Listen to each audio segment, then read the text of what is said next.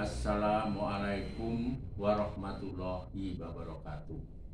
Saya Muhammad Teguh Sudirman, putra bungsu almarhum Panglima Besar Sudirman.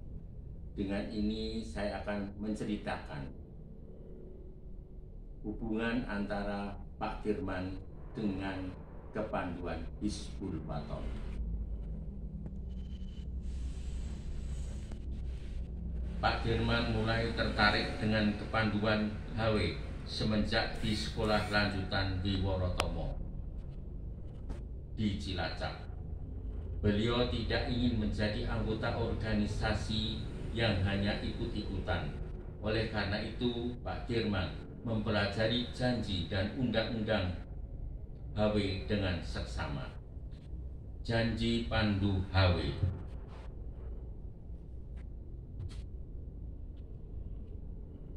Mengingat harga perkataan kami, maka kami berjanji akan bersungguh-sungguh. 1.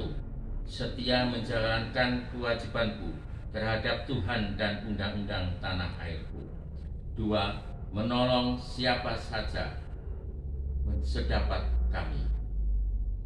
Menaati undang-undang Hizbul Wathon. Adapun undang-undang Hizbul Wathon adalah berbunyi sebagai berikut. 1. Pandu HW itu selalu dapat dipercaya. 2. Pandu HW itu setia kawan. 3. Pandu HW itu selalu siap menolong dan wajib berjasa. 4.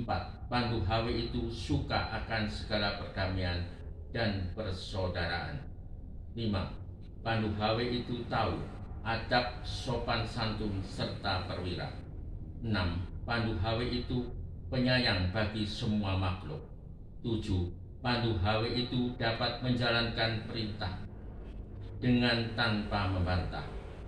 8. Pandu HW itu sabar dan bermuka manis. 9. Pandu HW itu hemat dan cermat. 10. Pandu HW itu suci dalam pikiran, perkataan, dan perbuatan. Nama gerakan kepanduan itu adalah Hizbul Wathon, yang artinya pembela tanah air.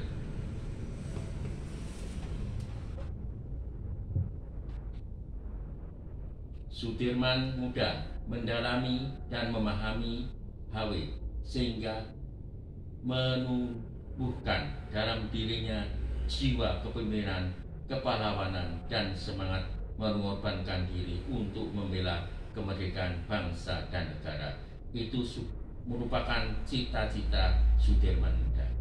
Setelah lulus, beliau menjadi guru di HIS Muhammadiyah di Cilacap, lalu mendirikan pasukan Pandu HW di sekolahnya, terdiri atas murid-murid sekolah dan pemuda sekitar sekolah.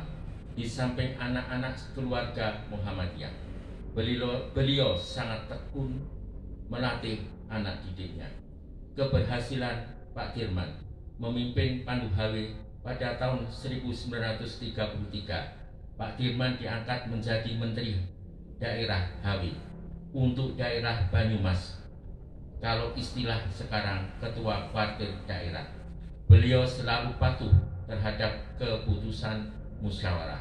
Pada tahun 1939, Kongres Muhammadiyah ke-29 di Yogyakarta, Pak Dirman mengusulkan agar Pandu HW memakai celana panjang agar lebih memudahkan jika waktu sholat tiba tinggal wudhu lalu menunaikan sholat, tidak usah mencari sarung untuk sholat. Dan saran Pak Dirman diterima Kongres, dan sejak saat itu Pandu HW untuk tingkat penghela dan para pemimpinnya bercelana panjang. Dan Pak Dirman selalu memahami semuanya itu dan selalu menerapkan dasar-dasar undang-undang HW di dalam kehidupannya sehari-hari. Oleh karena itu, Pak Dirman selalu mengingat akan kepanduan Hizbul Wathon yang selalu rela berkorban untuk nusa bangsa dan negara. Sebagai contoh, pada waktu Pak Dirman memimpin Perang Gerilya, sudah berhari-hari beliau dan anak buahnya tidak mendapatkan makanan apa-apa. Sedang Pak Dirman pada waktu itu dalam kondisi sakit parah. Atas kemurahan dari Allah Subhanahu wa Ta'ala, ternyata di tengah jalan beliau menjumpai buah nangka yang besar. Dan atas karunia Allah juga, buah nangka itu bisa untuk mengenyangkan semua prajurit-prajuritnya yang menjalankan perang gerilya. Pada waktu itu, para prajurit menghendaki buah nangka itu untuk dimakan Pak Dirman saja, karena Pak Dirman dalam kondisi sakit. Tapi Pak Dirman menyampaikan kepada anak buahnya, saya mau makan buah nangka ini jika semua laskar gerilya ini juga makan. Oleh karena itu, semua memakan buah nangka itu. Dan berdasarkan apa yang diceritakan oleh anak buahnya pada saat itu, rasa kenyang menyelimuti diri masing-masing anak buahnya. Dan ternyata semua itu adalah kemurahan dari Allah Subhanahu wa Ta'ala. Oleh karena itu, selama Pak Dirman menjalankan gerilya, Pak Dirman itu tidak pernah membatalkan wudunya dan selalu berwudu. Oleh karena itu, setiap waktu sholat Pak Dirman selalu menjalankan sholat dengan sebaik-baiknya walaupun dalam medan gerilya, dalam medan perang. Dan saat itu ternyata atas ridha Allah juga, walaupun dalam kondisi sakit Pak Dirman memimpin perang gerilya, tetapi ternyata berhasil dapat mempertahankan kemerdekaan Indonesia ini. Ini adalah sebagai contoh, dan saya sebagai putra Panglima Besar berharap kepada seluruh anggota kepanduan Hizbul Wathon untuk mengikuti jejak beliau, sehingga apa-apa yang sudah dilakukan beliau ini adalah murni untuk kepentingan bangsa dan negara, tidak mementingkan kepentingan diri sendiri. Demikianlah yang saya sampaikan.